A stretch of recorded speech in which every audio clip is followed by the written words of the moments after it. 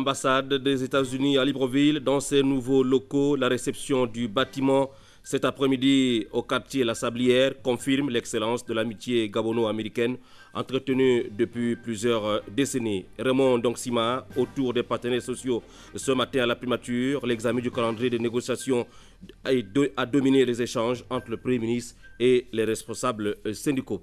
Madame, Monsieur, bonsoir. En ouverture de cette édition d'information qui intervient un peu tard en raison de la diffusion du match de football comptant pour l'UEFA. Cette nouvelle triste, le monde de la communication qui est en deuil avec le décès brutal suite à un malaise de notre confrère Roni Mbaminko, journaliste sportif et émérite, celui qui a fait ses classes sur les deux chaînes publiques RTG 1 et RTG 2, brillé sur Radio Africa numéro 1 au service des sports et transmis son savoir à Fréquence 3 il y a plusieurs années en qualité de moniteur aux côtés de Théophile Azizé et de bien d'autres à des jeunes passionnés de la communication que furent Pascal Ndong, Régis Massima, David Elamissa, Georges-Alexis Bada et bien d'autres. Roni Mbaminko décède dans la nuit du 5 au 6 décembre, alors chef de service des sports à la RTG chaîne 2 et vice-président de l'association des journalistes sportifs du Gabon. Roni Mbaminko laisse une famille et des amis ainsi que des connaissances et pleurer. Nous y reviendrons au cours de nos prochaines éditions d'information. Cela dit, en marge des travaux de la COP 18 à Doha sur les changements climatiques, le chef de l'État a été reçu en audience par l'émir du Qatar au centre des entretiens entre Ali Bongo Ondimba et M. Ahmad Ben Khalifa Al Thani, le renforcement de la coopération bilatérale entre nos deux pays. Armand Moupende, Delphine Rabia Yari, presse présidentielle. La coopération entre le Qatar et le Gabon en phase d'intensification. Cette énième rencontre entre l'émir du Qatar et le président de la République a une fois encore été l'occasion de poser les jalons d'une amitié qui se veut plus dynamique. Plusieurs points ont figuré au centre de l'entretien entre Ali Bongo Ondimba et Ahmad Ben Khalifa Al Thani. Parmi ceux-ci, les accords de partenariat en prévision déjà dans les domaines de l'économie, de l'énergie, de l'éducation, de la culture, etc. Il faut signaler que les démarches en faveur de la redynamisation des relations bilatérales entre Libreville et Doha sont entreprises depuis 2011 lorsqu'une opportunité de rencontre se présente entre les deux personnalités. À Paris, à Libreville, à Doha, bref, les deux hommes d'État ont souvent évoqué les perspectives d'un renforcement des relations entre Libreville et Doha. Il s'est donc agi au cours de leurs échanges de ce 6 décembre 2012 de la finalisation de ce projet de coopération. Saisissant ces moments de discussion, Ahmad Ben Khalifa Al Thani a dit apprécier les nouveaux accords de partenariat gagnant-gagnant et qui sont aujourd'hui en toile de fond de la vision d'Ali Bongo Ondimba. De même que l'émir du Qatar a félicité le numéro 1 gabonais pour les réformes qu'il a engagées depuis 2009 en vue d'une gestion favorable au développement de notre pays. Au final, ce sont 3 accords dans les domaines de l'économie, de l'industrie, de l'éducation qui vont être concrétisés entre Libreville et Doha.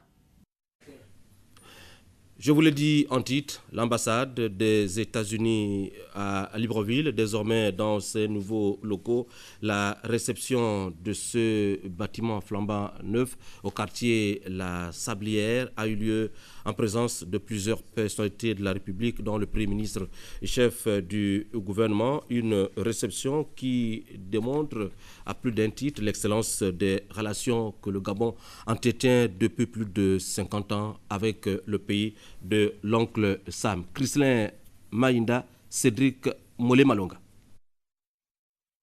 Des hymnes du Gabon, de Sao Tomé et Principe et des États-Unis a donné le ton à cette cérémonie inaugurale en présence des autorités gabonaises. Comme on le voit, les désormais bureaux de l'ambassade des États-Unis sont à l'intérieur de ce bâtiment, véritable joyau architectural qui reflète la grandeur de ce pays considéré aujourd'hui comme la première puissance mondiale. Depuis l'élection présidentielle au Gabon en 2009, nous avons fait de notre mieux pour soutenir les réformes démocratiques en cours dans ce pays à travers la formation et le soutien à la société civile et aux journalistes. Nous avons encouragé un dialogue positif et pragmatique entre l'opposition crédible et le gouvernement. Nous avons soutenu la diversification des investissements étrangers permettant de générer des emplois locaux et à augmenter l'infrastructure du pays. Nous avons renforcé l'engagement incontestable du gouvernement gabonais dans la lutte contre le braconnage des espèces en voie de disparition, le combat dans le trafic de la faune et de la flore sauvage, ainsi que d'autres types de contrebande, et l'engagement du Gabon à œuvrer en faveur d'un développement durable et respectueux de l'environnement climatique. Il faut dire que la construction de cet édifice traduit ici une volonté et un intérêt accru porté par le Gabon et le pays de l'oncle Sam à l'intensification de leur coopération et à la consolidation de leur partenariat dans tous les domaines. Sans risque de se tromper, on peut affirmer que l'axe Libreville-Washington se porte bien. Ce bâtiment est en effet la preuve éclatante de l'engagement des États-Unis et il vient tout à fait à propos améliorer le paysage architectural de notre ville, ce qui, je pense, contribue à rehausser le niveau de notre cité. Ceci reflète mieux nos ambitions actuelles et nous accompagne dans ces nouvelles visions.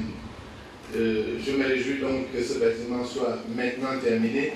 Cet essor remarquable des relations gabono-américaines sont d'abord à inscrire à l'actif de deux hommes, Feu Omar Bongo Ondimba et George Bush.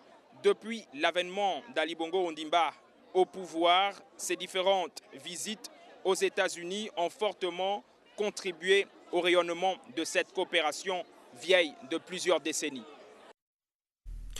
Les négociations entre le gouvernement et les partenaires sociaux se sont poursuivies ce matin à la primature. Ce matin, Raymond Ndongsima a reçu, dans le cadre, bien sûr, du dialogue social, les responsables membres de l'Alliance pour le renouveau syndical du Gabon. Au menu de ce riche entretien, l'examen du calendrier des négociations. Voici le point avec Claudette Eworé-Richon, Alain Serge Eyene, Patrick Demabio. Chose promise, chose due, le Premier ministre Raymond Ndongsima a effectivement ouvert les négociations avec les 22 organisations syndicales sur les 26 qui composent l'Alliance pour le renouveau syndical au Gabon, ARESGA. Le gouvernement reçoit évidemment des revendications et des observations de la part de l'ensemble des représentants du monde des travailleurs. C'est tout à fait normal. Et dans le cas d'espèces, nous avons effectivement commencé des discussions avec d'autres qui ne sont pas avec vous. Et il me semble que ce que nous avons retenu avec eux pourrait connaître une réplique avec vous. La plateforme des revendications de la RESGA soulève également des problèmes vitaux et essentiels des travailleurs gabonais. Mais sans faire dans la surenchère, la démarche est plutôt calme et apaisée. Nous vous l'avons rappelé à travers des correspondances que les travailleurs rencontrent des difficultés, les travailleurs nous présentent des préoccupations et qu'il était temps qu'entre gouvernement et les partenaires sociaux, qu'une table soit mise en place, que nous puissions nous retrouver autour d'une table. Et nous rappelons, Monsieur le Premier ministre, que le syndicalisme ou encore les syndicats, nous l'avons toujours dit, ne se constituent pas un adversaire au gouvernement. En définitive, 3 commissions ont été retenues pour examiner en profondeur les différents points du cahier des charges. Aussi, un arrêté sera-t-il pris à la demande de la RESGA pour formaliser le cadre des discussions. Emmanuel Mvemba ne cache pas sa satisfaction.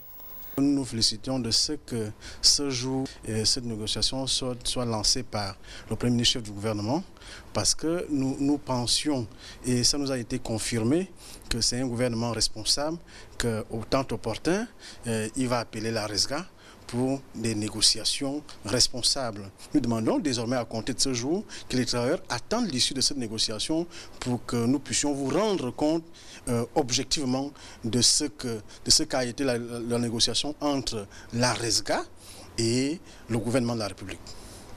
La date butoir de ces négociations qui commencent le 11 du mois est fixée au 28 décembre 2012. En cette période d'avant-fête de fin d'année, la Banque internationale pour le commerce et l'industrie du Gabon innove BICIG Mobile. C'est le nouveau produit de la banque, un moyen facile pour transférer de l'argent et ouvrir un compte électronique à partir d'un téléphone mobile. Syriac Haris, Yves Juscelin Mitumba. Simple, pratique et innovant, ce sont les avantages que procure BICIG Mobile, la nouvelle offre de la Banque internationale pour le commerce et l'industrie du Gabon. 25 ans après le lancement de la monétique au sein de cette institution bancaire, voici la banque portable.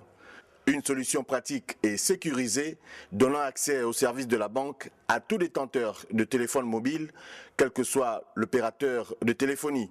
C'est un compte en monnaie électronique sur un téléphone portable et qui permet de faire diverses transactions qu'offrent les services financiers, dépôt d'argent, versement d'espèces, transfert d'argent et également de la recharge téléphonique. C'est un produit qui est multi-opérateur, ce qui veut dire que la BICIG a fait des partenariats avec l'ensemble des opérateurs pour pouvoir accéder à ce service. Face aux hommes et femmes des médias, les responsables de la BICIG ont décliné les caractéristiques du nouveau produit qui ambitionne prolonger et conforter leur position de seconde banque du pays et premier opérateur bancaire vis-à-vis des particuliers. Il suffit pour ça d'utiliser un code dit USSD. Vous faites sur vos téléphones étoile 838 dièse, vous faites envoi, vous accédez au menu BICIG Mobile. Ensuite, vous avez le loisir de choisir les services qui vous intéressent. Il suffit d'avoir une pièce d'identité, de disposer d'une SIM, active bien entendu, chez un opérateur quel qu'il soit, et de nous présenter un justificatif de résidence, mais nous acceptons une déclaration sur l'honneur. Donc, il s'agit d'un formulaire où nous indiquez que vous habitez à tel ou tel endroit. Nous sommes en train donc de nouer des partenariats sur l'ensemble du territoire avec des commerçants. Nous allons donc étendre nos points de vente agréés sur l'ensemble du territoire. Donc, votre grand-père qui est en Ndindi, il aura toujours à côté de lui un point de vente agréé BICIG Mobile chez qui il pourra retirer des espèces. Pour le reste, signalons que l'initiative n'est pas nouvelle dans notre pays, mais la BICIG compte s'appuyer sur la gratuité du nouveau produit et l'accès aux différents opérateurs mobiles pour bancariser le maximum de personnes d'ici 3 ans. 500 000 selon les prévisions des responsables de la banque. Retenez que demain sera célébrée la journée nationale de lutte contre la corruption et l'enrichissement illicite à la salle du Palais du Sénat. Demain, dès 8h30, 9h arrivée des invités, 9h30 arrivée des officiels. Mot de bienvenue du président de la commission qui interviendra à 9h30, suivi de l'allocution du ministre représentant du gouvernement et de la mise en place du bureau de travaux de la conférence débat sur le thème « La lutte contre la corruption et l'enrichissement illicite dans le secteur privé ». Après le générique de fin de ce journal, vous suivrez justement l'allocution circonstancielle à l'occasion de cette journée nationale de lutte contre la corruption et l'enrichissement illicite. Ils étaient nombreux à m'accompagner depuis lundi. Raymond Oufou, Michel John Boudeyan à la caméra, Ouveter Sandrine Girli à la coordination, Ludwin Kavou, Paulin Hilaire Siaki À la réalisation, l'incontournable Christian Olele, assisté bien sûr à la coordination de ce journal télévisé de Ahmed Mouyaka de la rédaction de Gabon Télévision. Ils étaient nombreux, plus que ceux que je viens de citer. Merci de m'avoir suivi. Demain, à 21h45, vous suivrez la session principale d'information avec Célestin Nguemobam. À très bientôt sur Gabon Télévision.